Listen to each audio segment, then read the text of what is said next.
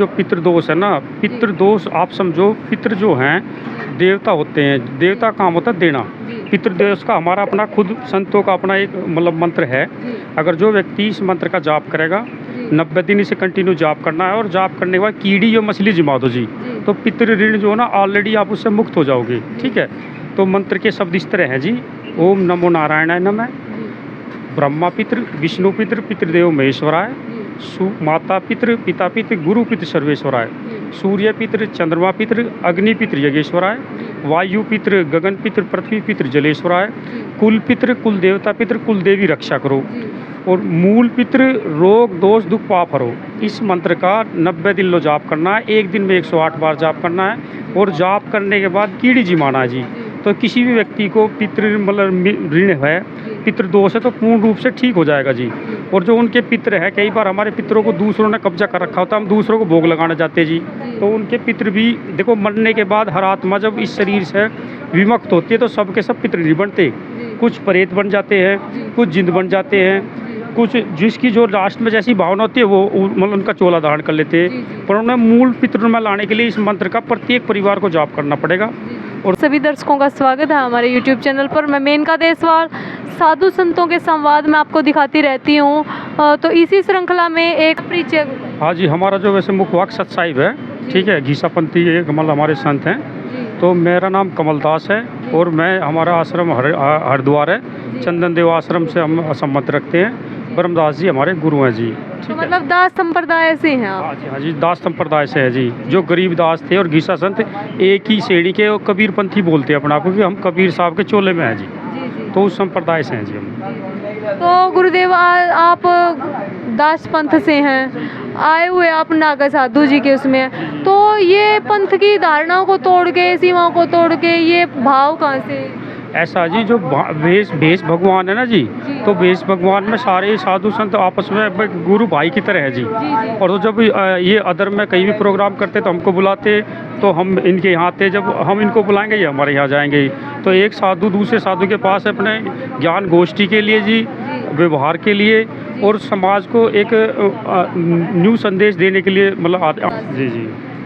तो आज यहाँ गुरुदेव के एक आह्वान पे आप तन मन धन से समर्पित हैं, तो दास पंथ की जो खास बातें हैं वो बताइए। हाँ जी, दास संप्रदाय बहुत बड़ा संप्रदाय है। ये जो है आप ये यहाँ देखिएगा, रामानंद जी से चला था। उससे पहले भी हम देखते तुलसीदास है, रामचंद्र भगवान है, सूर्यवंशी कहलाए, ये भी दास संप्रदाय से ही आए। ठीक है, क्योंकि चंद्रवंशी और सूर्यवंशी 2 वंश चले। तो जो रामानंद जी थे उनके 8 शिष्य थे, जिनमें सबसे प्रमुख कबीर साहब थे। कबीर साहब के पास रविदास हुए हैं। तो जिन उनके 8 गुरुओं ने अपना डंका बजाया है। तो दास संप्रदाय अब तो कोने कोने में बहुत दूर में को फैला हुआ है जी, और बहुत बड़ा संप्रदाय है। क्योंकि कबीर पंथी वाले दास संप्रदाय चल गए, फिर गरीब दास हो गए छुडानी में जी, उन्होंने भी दास संप्रदाय, वो भी अपना छुडानी धाम है जो। हाँ जी, छुडानी धाम में जो गरीब दास हो गए हैं, वो भी अपने आप को कबीर साहब का चोला मानते हैं, कबीर साहब का अवतरण मानते हैं। फिर खेकड़ा मेरठ धाम में घीसा संत हो गए थे, वो भी मतलब सम क्लास अपने आप को कबीर साहब का चोला मानते। तो आज तो सैकड़ों दास उनके नीचे कार्य कर रहे हैं जी उस मिशन का जी। एक छोटी सी बात और पूछना चाहूँगी गुरुदेव, अगर आपको बुरी लगे तो मेरे को माफ़ करना। कबीर दास जी ने बहुत ज़्यादा ग्रंथ लिखे हैं, लेकिन कई ग्रंथों में स्त्री के प्रति कुछ अपेक्षाकृत लिखे, क्या कहना चाहोगे? कबीर साहब ने स्त्री के लिए कहीं नहीं लिखा, वो तो तुलसीदास जी ने लिखा है। तुलसीदास जी की जो पत्नी थी, वो अपनी पत्नी में बहुत ज़्यादा आसक्त थे। तो एक बार अपनी पत्नी से मिलने के लिए वो अपने ससुराल गए। तो जैसे ससुराल गए तो अर्थी पे बैठ के गए, जो मतलब नहर में बह रही थी। फिर सांप पे चढ़ के उसकी तरफ गए। तो उनकी पत्नी ने कहा, जितनी प्रीत आपने मेरे से लगाई है, इससे आदि अगर आप भगवान से लगाते तो शायद भगवान आपको मिल जाते। तो उन्होंने फिर प्रताड़ना कर दिया था स्त्री की। कबीर साहब ने तो हमेशा मतलब अब माता की अवहेलना नहीं करके उनको पूजनीय माना जी। हाँ, क्योंकि माता जो संसार में नारी है, नारी ओली अवतार पीर पैगंबर सब एक माता के द्वारा ही पैदा होते हैं जी, ये कोख से हुए हैं जी। तो माता तो सदा पूजनीय है जी, इसलिए वो हमारे देश का नाम भी भारत पड़ा है। और सब देश में आपने देखा होगा कीनिया है, बर्मिंघम है, यूके है, ऑस्ट्रेलिया है, सब में केवल उनके नाम है। हाँ, यहाँ पर भारत माता नाम पड़ा। जो भरत हुए थे, जो शकुंतला थी, हाँ, दुष्यंत की मिसिज थी वो, और मेनका की लड़की थी, विश्वामित्र की लड़की थी, मतलब विश्वामित्र मेनका से वो एक लड़की पैदा हुई थी, शकुंतला। शकुंतला ने दुष्यंत को वर चुना, और वर चुनने के बाद जब वो ऋषियों के सब बताया कि मैंने अपना वर चुन लिया, तो वो गई, तो उन्होंने दुर्वासा ऋषि को नमस्कार नहीं करा था। तो दुर्वासा ऋषि ने श्राप दे दिया कि आपको जाओ, दुष्यंत पहचानने से इनकार कर देगा। तो हाँ, जब वो दुष्यंत के यहाँ पहुँचे तो उस दुष्यंत ने उनको पहचानने से इनकार कर दिया। ऐसे तो कोई भी आके बताएगी रानी, ऐसे तो हमारा सारा राजपाट सारा चला जाएगा। तो तब उन्होंने अपने ऋषि जो गुरु थे उनसे भी दूर रह के और विशाल जंगल में जाने के बाद एक भरत नाम के लड़के को जन्म दिया। और भरत ना बचपन से ही इतने मतलब निडर थे, इतने साहसी थे, वो शेरनी के मुंह से शेर के दांत गिनते थे। तो उसको देख के दुष्यंत पुनः एक बार जंगल में गया, तो उन्होंने कहा भाई तुम्हारे पिता कौन है? उसने कहा पिता का तो पता नहीं, पर माता का पता है। तो जब उन्होंने बताया कि मेरी माता ये है जिन्होंने मेरे को ये विद्या सिखाई है कि भाई शेर के मुंह से कैसे दांत गिनते, तो इसलिए कि यहाँ पर एक माता ने बच्चे का चरित्र चित्रण करा।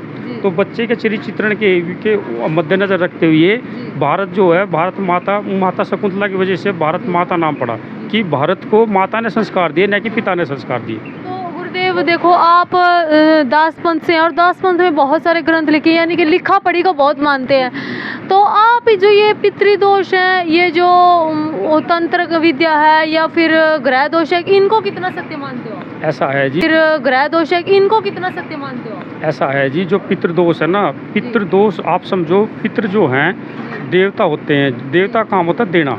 पितृदोष का हमारा अपना खुद संतों का अपना एक मतलब मंत्र है। अगर जो व्यक्ति इस मंत्र का जाप करेगा, 90 दिन इसे कंटिन्यू जाप करना है, और जाप करने के बाद कीड़ी या मछली जिमा दो जी, तो पितृ ऋण जो है ना ऑलरेडी आप उससे मुक्त हो जाओगे। ठीक है, तो मंत्र के शब्द इस तरह हैं जी। ओम नमो नारायणाय नमः, ब्रह्मा पितृ विष्णु पितृ पितृदेव महेश्वराय, माता पितृ पिता पितृ गुरु पितृ सर्वेश्वराय, सूर्य पितृ चंद्रमा पितृ अग्नि पितृ यज्ञेश्वराय, वायु पितृ गगन पितृ पृथ्वी पितृ जलेश्वराय, कुल पितृ कुल देवता पितृ कुल देवी रक्षा करो, और मूल पितृ रोग दोष दुख पाप हरो। इस मंत्र का 90 दिन लो जाप करना है, एक दिन में 108 बार जाप करना है, और जाप करने के बाद कीड़ी जिमाना है जी। तो किसी भी व्यक्ति को पितृ मतलब ऋण है, पितृदोष है, तो पूर्ण रूप से ठीक हो जाएगा जी। और जो उनके पितृ है, कई बार हमारे पितरों को दूसरों ने कब्जा कर रखा होता है, हम दूसरों को भोग लगाने जाते हैं जी, तो उनके पितृ भी देखो, मरने के बाद हर आत्मा जब इस शरीर से विमुक्त होती है तो सबके सब पितृ नहीं बनते, कुछ प्रेत बन जाते हैं, कुछ जिंद बन जाते हैं, कुछ जिसकी जो लास्ट में जैसी भावना होती है वो मतलब उनका चोला धारण कर लेते हैं। पर उन्हें मूल पितृ में लाने के लिए इस मंत्र का प्रत्येक परिवार को जाप करना पड़ेगा। और तो जब क्योंकि सभी को पितरों से संबंधित है जी, हमारा पहले से देश जो है ना पितृ ऋण और पिता ऋण मतलब संबंधित है। तो पितृ जो का हम जो है एक पहले से ही मर्यादा मानते आए हैं कि वास्तव में हमारे पितृ हमें देख रहे हैं, जो भी हम कार्य करते हैं, ठीक है, अच्छा करते हैं तो अच्छा पुण्य देंगे, बुरा करते हैं बुरा पुण्य देंगे। तो उन सब प्रभावों को मद्देनजर रखते हुए प्रत्येक परिवार को इस मंत्र का 90 दिन लो जाप करना है, एक दिन में 108 बार जाप करना है। मैं मंत्र को पुनः रिपीट करता हूँ, ठीक है। ओम नमो नारायणाय नमः, ब्रह्मा पितृ विष्णु पितृ पितृदेव महेश्वराय, माता पितृ पिता पितृ गुरु पितृ सर्वेश्वराय, सूर्य पितृ चंद्रमा पितृ अग्नि पितृ जगेश्वराय, वायु पितृ गगन पितृ पृथ्वी पितृ जलेश्वराय, कुल पितृ कुल देवता पितृ कुल देवी रक्षा करो, मूल पितृ रोग दोष दुख पाप करो। क्योंकि प्रत्येक परिवार में 3 पितृ होते हैं। एक तो कुल पितृ होता है जो हमारे दादा परदादा कोई भी बड़ा होता है जी।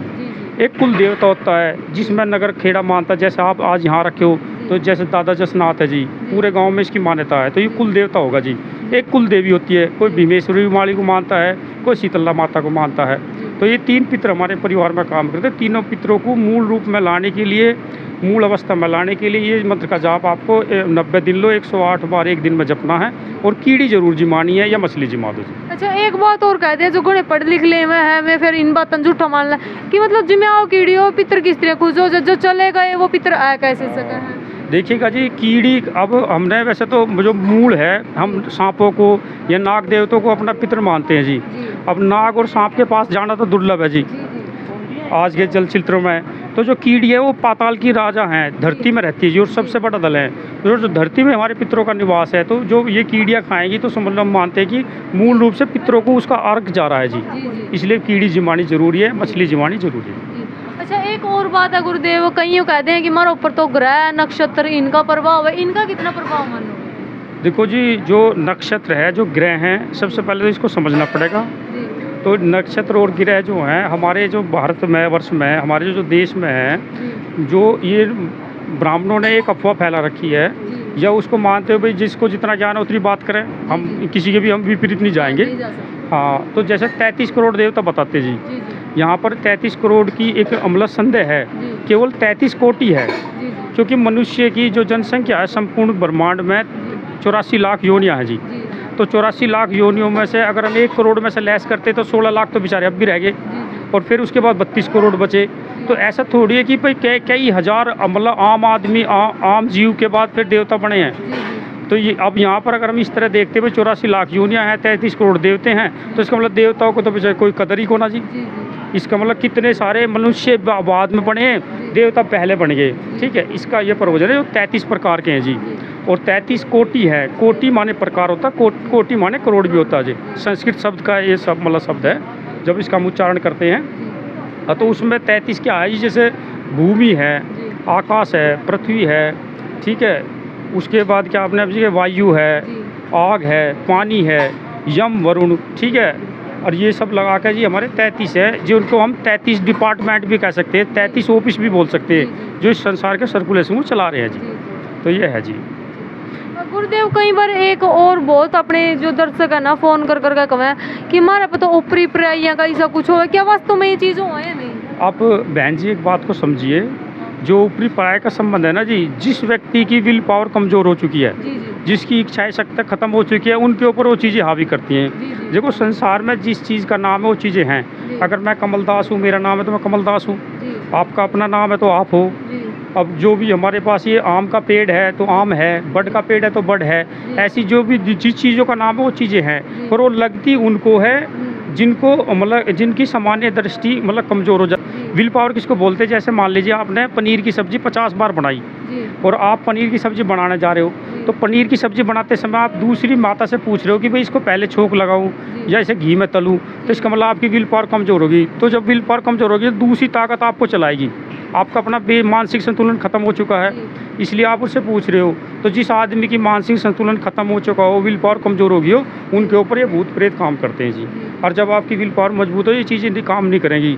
और इसका एक ही मतलब विकल्प है, अगर किसी की विल पावर कमज़ोर होगी हो या किसी का भूत प्रेत हो, वो कंटिन्यू जोत लगाए, जोत के सामने बैठे, 5 मिनट पहले दिन बैठे और अगले दिन 10 मिनट बैठे, समय एक सूटेबल कर ले। अगर 9 बजे बैठना है तो 9 बजे शुरू करना है, पहले दिन 9 से 5 करना है, फिर अगले दिन 9 से 10 करना है, 9 से 15 मिनट करना है, 5-5 मिनट बढ़ा कर जब आप 40 दिन आपके पूरे हो जाएंगे तो वो चीज़ें भी आपके अंदर से निकल जाएगी, क्योंकि अब आपकी विल पावर मजबूत होने लगी, वो आने लगी है। तो ये भूत प्रेत भगाने का तरीका है जी। अच्छा, एक और ख़ास बात है गुरुदेव, कई यूँ कहते हैं कि मैं तो अथाह मेहनत करूँ, बहुत मेहनत करूँ, और अगर मैं कोई मतलब यूँ भी नहीं नशा पता है, लेकिन लक्ष्मी है आ नहीं रही है, इसका कोई उपाय गुरुजी? या बिजनेस में लॉस हो रहा है? हाँ देखिएगा जी, सबसे पहले जो लक्ष्मी का मतलब पर्पज है, जी आज हम जो ना सभी लोग दिशाहीन हैं, जी हम एक दिन पीछे चल रहे हैं। जी अगर मान लो मैं आपकी किसी से लड़ाई हो जाएगी, जी तो जब आप उस माता से कोई मतलब सवाल जवाब करोगे मतलब संवाद में, तो आप फिर 1 घंटे बाद सो कहोगे भाई ये मेरे को ऐसे बोल रहा था। जी क्योंकि जब से मोबाइल चला है, मोबाइल की वजह से ना जो हम जो है हमारी आदत में 100% ना झूठ पक चुका है। जी हम बोलना तो चाहते सच है और कोई पर्पजली भी झूठ नहीं होता, पर तो हमारे मुंह से झूठ ही निकल जाता है। तो उसका सबसे बड़ा कारण लक्ष्मी का एक तो ये है। दूसरा है कि जो गार्जियनों का मान सम्मान न करना, माता पिता का मान सम्मान न करना जी, ठीक है। अगर इस धरती पे परमात्मा के बाद अगर कोई भगवान है तो हमारे माता पिता हो चलते फिरते जी। आप माता पिता का सम्मान करें जी, ठीक है। दूसरा जो हमारे विधि विधान है उनके तरीके से आप काम करो। जैसे कि आपने घर से चलना है तो अपने 21 बार ओम ओम बोल के चलो। रात को सोना है, अपने हाथों के दर्शन करो। हाथों के दर्शन करते समय कराग्रे वस्ते लक्ष्मी, कर माध्य सरस्वती, कर मूले गोविंद, प्रातः कर दर्शनम, ये मंत्र बोलना है। अगर मंत्र भी ना आए तो अगर आप देख भी लोगे तब भी ये मंत्र हो गया, ठीक है।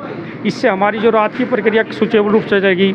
उसके बाद 5 बार जब आप बेड पर चले जाओ तो 5 बार धरती माँ को नमस्कार करो, ठीक है। अगले दिन जब नेक्स्ट में उठना है तो सबसे पहले हाथों के दर्शन करो, फिर वही मंत्र बोलो, कराग्रे वस्ते लक्ष्मी, कर माध्य सरस्वती, कर मूले गोविंद, प्रातः कर दर्शनम। और जो आपका स्वर चल रहा है, सूर्य स्वर चल रहा है, चंद्र मतलब स्वर चल रहा है, दाहिने वाले को हम सूर्य स्वर कहते हैं, बाएं वाले को हम चंद्र स्वर कहते हैं जी। तो जोन सा स्वर चल रहा वो वाला पैर धरती में डालो, अगर दोनों स्वर चले तो दोनों पैर धरती में डालो जी। फिर आप ना एक कुत्ते के द्वारा हमने एक्सरसाइज सीखी है, कुत्ता अपने शरीर को आगे ले जाता है फिर पीछे ले जाता है। अगर आप ऐसे कंटिन्यू करोगे तो अपने शरीर की एक्सरसाइज, ऊपर को देखने का मतलब है आकाश समान जो पिता है उसको नमस्कार करना जी, और जीवन में कभी बीमार नहीं होगी। और फिर देखो अगर लक्ष्मी कमी रह जाए तो हमसे आके बता देना। और जब दम्बला संस्थापक गुजर गए तो जो ना मजहब बदल जाता है, और मजहब में तो आपने देखा जी कुरीतियाँ आएंगी, लड़ाई झगड़ों की, मैं मेरा की, ठीक है। स्वामी विवेकानंद ने तो बोला है सन्यासी की पहचान भी उन्होंने बताई है। स्वामी विवेकानंद ने सन्यासी की पहचान की, जो आए हुए धन की इच्छा न रखता हो, गए हुए धन का पश्चाताप न करता हो, जिसके अंतकरण में मैं और मेरा भुला हो, ठीक है, जो सुमेरु पर्वत की तरह अचल रहता हो, वही निरंतर सन्यासी है जी। तो ये सन्यास की पहचान। तो देखो गुरुदेव ने बहुत बहुत बहुत अच्छी बात कही है, बिल्कुल नहीं कही कर शिक्षा तो जोड़ कर कमेंट करके ज़रूर बताना। वीडियो अच्छी लगी तो हम एक और संवाद गुरुदेव के साथ लाएंगे। जय हिंद, जय हरियाणा।